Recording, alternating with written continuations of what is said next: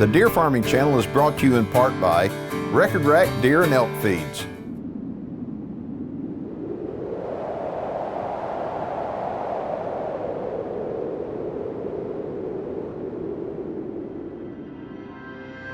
As a deer hunter, I want to know all I can about America's favorite big game animal. That's why I became a deer farmer. Without deer farms, we lose our greatest resource for research and whitetail management. With them, we gain more knowledge than ever before. Join me as we discover the truth about whitetails and meet those who work every day to preserve this great species for future generations. My name is Keith Warren, and this is Deer and Wildlife Stories.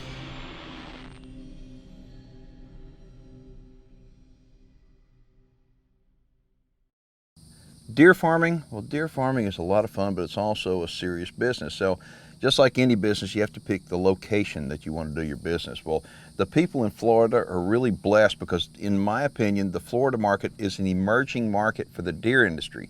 The reason why, in many states, the deer farming industry has been around a long time and the market is mature. But in the state of Florida, this is an emerging market because there's not enough deer to go around.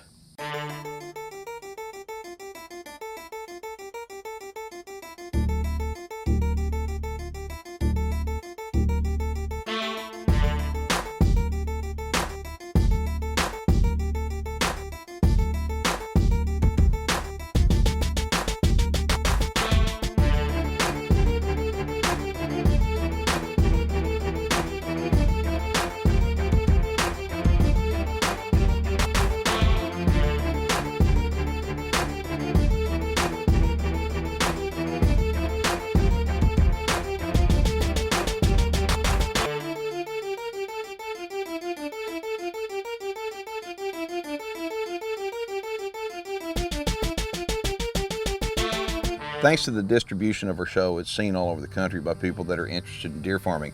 And Florida, well, it's a sunshine state. I mean, there's a lot of people up north that are watching the show that may be close to retirement or thinking about relocating down to a warmer climate to the sunshine state. And if you're interested in deer farming and you're looking for something to do, say in your retirement years or a new business down south, I cannot think of a better business for you than deer farming. I'm Mike Mansfield with High Xpectations Whitetails. We're located in the tropical climate of South Florida. I've been deer farming for about 10 years now, 5 years here in South Florida, and we have about 120 head of deer. We started out with Texas genetics because of the latitude of the deer that were born out there, the toughness of the animal, moved them down here to the tropics and have been very successful with it. The reason that people that have high fence, you know, their own private land and they would want these type of deer, the genetics that we breed, is survivability, of course, but also, you know, that trophy deer. There's not many trophy deer in Florida. There's not a lot of big deer in Florida, and this is a way to have your private lands for your family, the safety matter and everything else, but we can put these deer in there and they're gonna grow big deer. We don't just breed them to shoot them. We don't just breed them to ship them to the trophy market.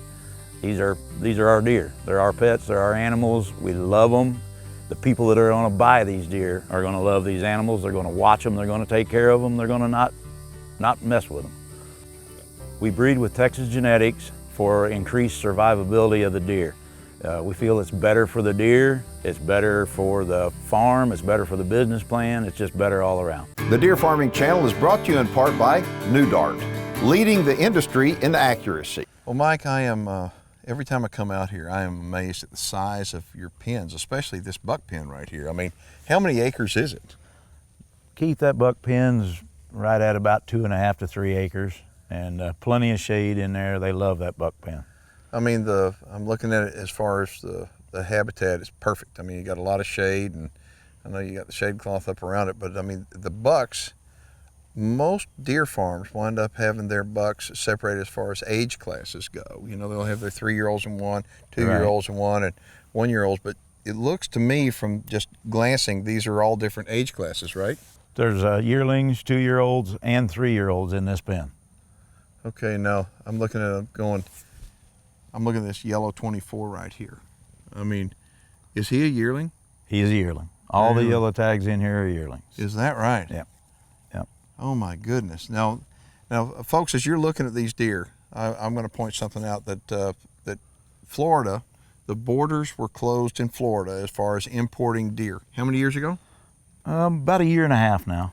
Okay. And what happened is before the borders closed, Mike wound up bringing deer in, and these are Texas genetics. Texas genetics And on the doe side. Yeah, and so what happened is that, that was a smart move, because once the borders shut down, nobody's able to bring in any genetics in here at all, any live deer at all in the state of Florida. And so all these deer that you're seeing right here are a result of Texas breeding, right? That's correct. That's correct. And the reason for the Texas breeding, I mean, if you think about it, we've got insects flying around us right now. I mean, Florida is full of insects. And deer, the deer are living with them 24/7.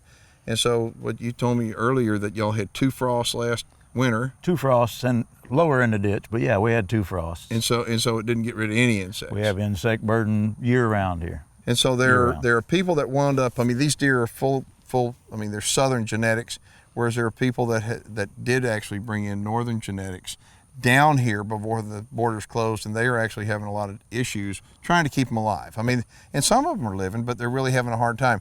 These deer are smaller bodied deer, and they have shorter hair. Take a look at them. And you've got some really pretty deer. Now, okay, I'm looking at this one right here. Was it yellow 27? Yellow 27. Good deer. That's a yearling too? That's a yearling too. Really? Yep. Now, are they related? No, actually they're not. They are not. They may have the same father, but they're not related on the doe side. Right. And as far as if somebody was to ask you, rate, is the doe more important in the breeding or the buck more important? Explain to them what your opinion is and why. My opinion is you're going to get your production out of the does, and you can add that male semen and get the look that you want, but the production, you've got to have a good doe. And when people want to start in the deer farming business, for the most part, they haven't done enough research. And what I mean by that is even guys that have spent a year, 2 or 3 studying, they haven't done enough research, because as deer farmers ourselves, we're learning something all the time. That's right.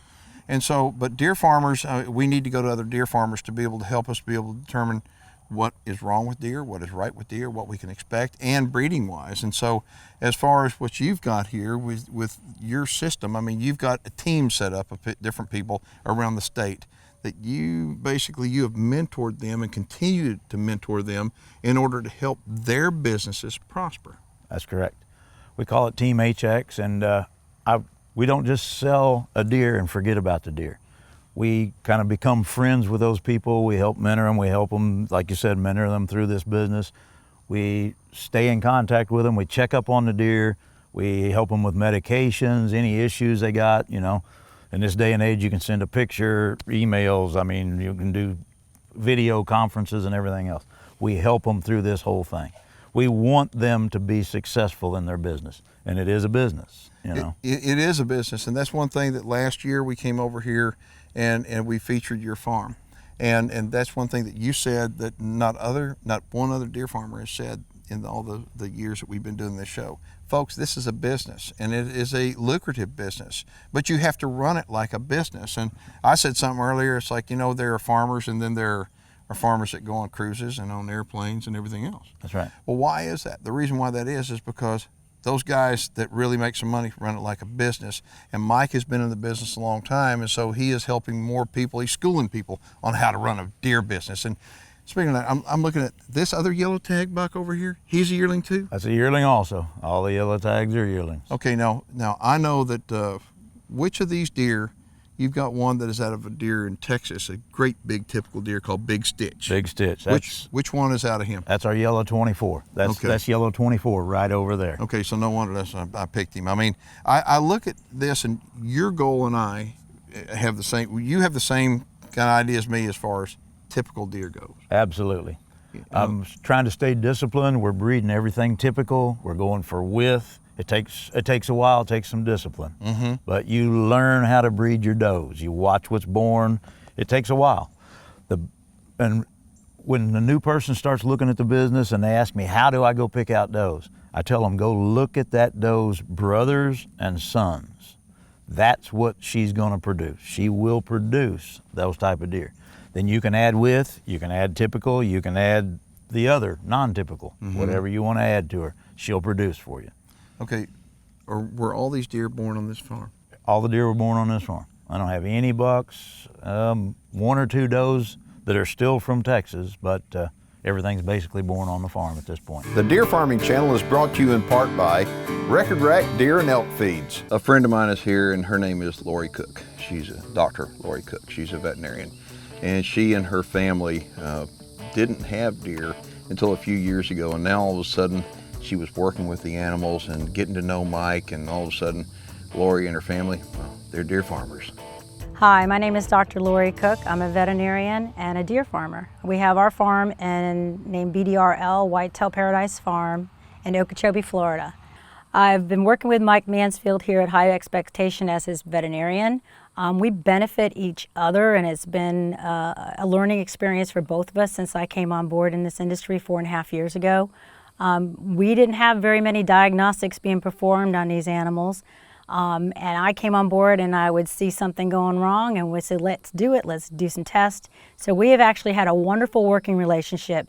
He's taught me a lot of things, I think I've taught him a lot of things, and we've learned and grown in this industry, just learning about the medicine and everything that we need to learn about.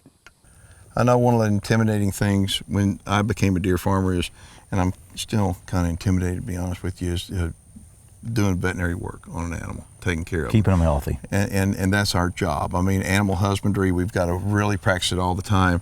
And that's one thing that when somebody's dealing with you, I know that you will help advise them on what's wrong with an animal. And I know that you have a little fawn right now that's kind of showing some signs that's not doing right. So we did what do you think? That. We did notice that earlier. We're going to try to get a dart put in her. We'll get her some medicine here in just a little bit. Okay.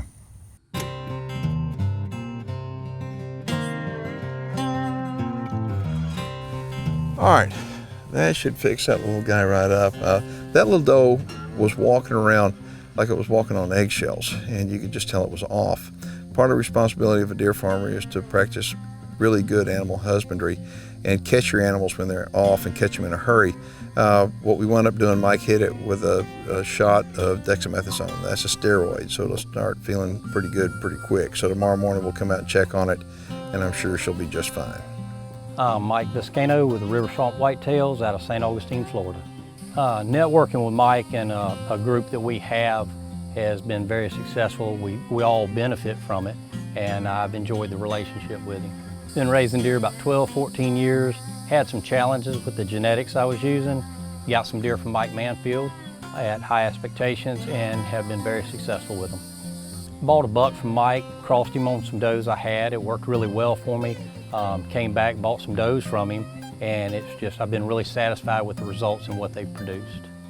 If you're interested in deer farming, I really encourage you to do farm visits, talk to people that are in the industry, give Mike a call. He can point you in the direction of somebody that's near you. There's people all over the state, be glad to help you.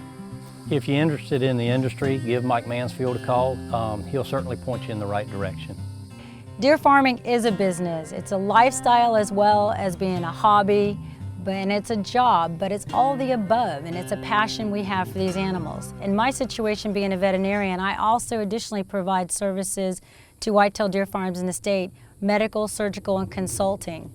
But it's something you passion, and as a deer farmer and a veterinarian, I'm just having the best time of my life right now. I love the industry, and I love talking deer. The Deer Farming Channel is brought to you in part by New Dart, leading the industry in accuracy. Deer farmers are great people, and the group of people getting together are all going back. I mean, if you think about this, they all go back to Mike Mansfield and High Xpectations, and they all called Mike to get involved in the deer industry. And now Mike has taken them on. He's really a mentor for them in the deer farming community. And here in Florida, anybody that's interested in deer farming, if you start talking to people, they're going to know Mike Mansfield. I'm Chad Easley, KC Whitetails, located in Mims, Florida. We're really happy that we got into deer farming with Mike Mansfield. He's very passionate about this industry, and we've all been able to work very well as a team. We got into the business in 2013. We bought our deer from Mike Mansfield, High Xpectations, and it's far exceeded our expectations. A lot of people have the mindset that you need a large piece of land to incorporate any type of farming, but deer farming is an excellent alternative for small pieces of property. You can really maximize the use of a small piece of land with farming deer. I'm Jim Pope with Dream Dancer Whitetails, located in Caryville, Florida. I'm a relatively new deer farmer, and I'm getting into the business because of a show I watched with Mike Mansfield, and he was discussing, about it. It's a business. You need to treat it like one, and it's a venture that I've been wanting to get into because I love deer. Since my initial contact with Mike Mansfield, coming to visit his farm, he's given me a lot of information that I couldn't get anywhere else. And educated me about the pedigrees and what he had here on his farm, and I made the decision to purchase deer from him and get my farm up and going the right way. The event today at Mike's farm it is really helpful. You get to meet new people in the deer industry. You're able to network with different people, exchange information about their farm. They ask about my farm, and we get to know each other's deer. And it really helps to be able to pick up a phone if you have a question and get it answered at any time. Every time I've called Mike Mansfield, he's answered right away and been willing to spend as much time with me as he needs. Well, I can tell you do have an interesting concept with having team members, and I wish that they would have had that available when I started becoming a deer farmer, because a lot of stuff, and most people out there that are deer farmers have to admit, you learn by trial and error, and it's something, the older you get, the more you realize, learn from somebody else's mistakes. That's right. So, and yes, guess what? Mike has made a bunch, and I made a bunch. We've all made them. Yeah, and so learn from somebody else's mistakes. But if you want more information about Mike Mansfield and High Xpectation Whitetails, what should they do? Please give me a call. Feel free. It's my passion. I love to talk about the whitetail deer, health, good, bad, or otherwise. Give me a call at 239-851-6864. Again, that's 239-851-6864. Like I said earlier, I am really proud of Mike for doing all he's done to help out the deer farming community in Florida. It was great to see some old friends and also meet some new friends that all have the passion for the whitetail deer. If you'd like more information on deer farming in Florida, contact my friend Mike Mansfield. If you have any questions or comments about today's show, go ahead and get a hold of me by shooting me an email or post a message on Facebook. I'm Keith Warren, and thanks for watching Deer and Wildlife Stories. What you're about to see is graphic in nature, so viewer discretion is advised. Last August, many of Texas's deer farmers were forced to kill hundreds of perfectly healthy deer in order to test them for chronic wasting disease. To date, approximately 600 deer have been killed, and the killing isn't over. What's worse is that out of all the deer that were killed, not a single one of them tested positive for chronic wasting disease. I don't know about you, but to me there's just something wrong with the picture when you start killing perfectly healthy deer to test them to make sure they're not sick with chronic wasting disease. Now, CWD has been around for over 50 years, and I'm a believer that CWD, it needs to be managed from science-based management rather than from a political agenda. And I think that we ought to learn from states that have been battling CWD for more than 50 years, and they themselves say that there's nothing they can do to manage it. What they need to do is just monitor it. So again, I think that we ought to base our CWD stuff all on science and not on a political agenda. If you'd like to find out more about chronic wasting disease, let me encourage you to go to the website cwdmyths.com.